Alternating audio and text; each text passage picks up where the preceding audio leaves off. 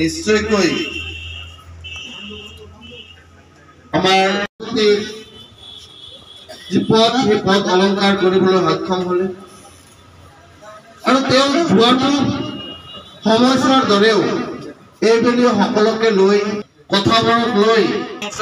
আৰু মই সকলো কাৰ্যকৰ্তা লাহে লাহে এজন এজনকে দিয়ক আমাৰ থাকিব 3 বছৰ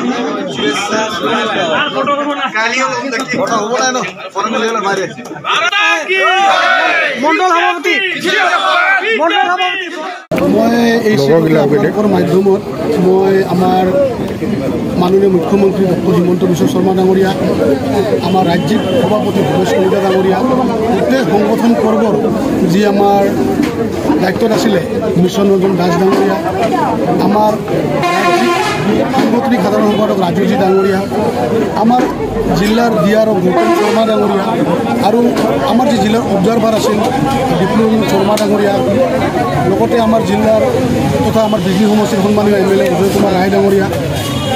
আৰু সকলো কাৰ্যকৰ্তাক মই ধন্যবাদ এইকাৰণে জনাম যে মোক আকৌ এইখন জিলাৰ দ্বিতীয়বাৰৰ বাবে জিলা সভাপতি হিচাপে নিচিনা এটা গধুৰ দায়িত্ব তেওঁলোকে অৰ্পণ কৰিছে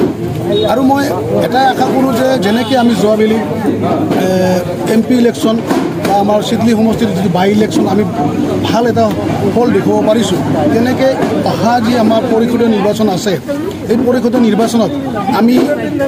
চিৰাং জিলাৰ যি 7টা সমষ্টি আছে সেই 7টা সমষ্টিত আমি ভাল ফল দেখুৱাব পাৰিম বুলি আশাবাদী লগতে 26ত আমাৰ MLA ইলেকশ্যন আছে তো MLA ইলেকশ্যনতো আমি ভাল ফল দেখুৱাব পাৰিম বুলি আশাবাদী আৰু আমি এটা বস্তু দেখিবলৈ পাই মই বহুত সুখী যে চিৰাং জিলাৰ আজি ভাৰতীয় জনতা পাৰ্টিৰ যিটো এটা অৱস্থা মানে ইমান ভাল লগা অৱস্থা যে আজি দলৰ সকলো কাৰ্যকৰ্তাই নিষ্ঠা সহকাৰে তেওঁলোকে আহি সকলো কাৰ্যকৰ্তাই ধুনীয়াকৈ আজি কাম কৰি আছে চিৰাং জিলাখন কেনেকৈ আগন্তুক দিনত আৰু মানে ভাল কৰিব পাৰি আৰু বা শক্তিশালী কৰিব পাৰি বিজেপিৰ ভেটি যে শক্তিশালী কৰিব পাৰি তাৰ কাৰণে তেওঁলোকে দিনে ৰাতি কষ্ট কৰি আছে তাৰ কাৰণে মই সকলো কাৰ্যকৰ্তাক আপোনালোকৰ মাধ্যমেৰে ধন্যবাদ জ্ঞাপন কৰিছোঁ।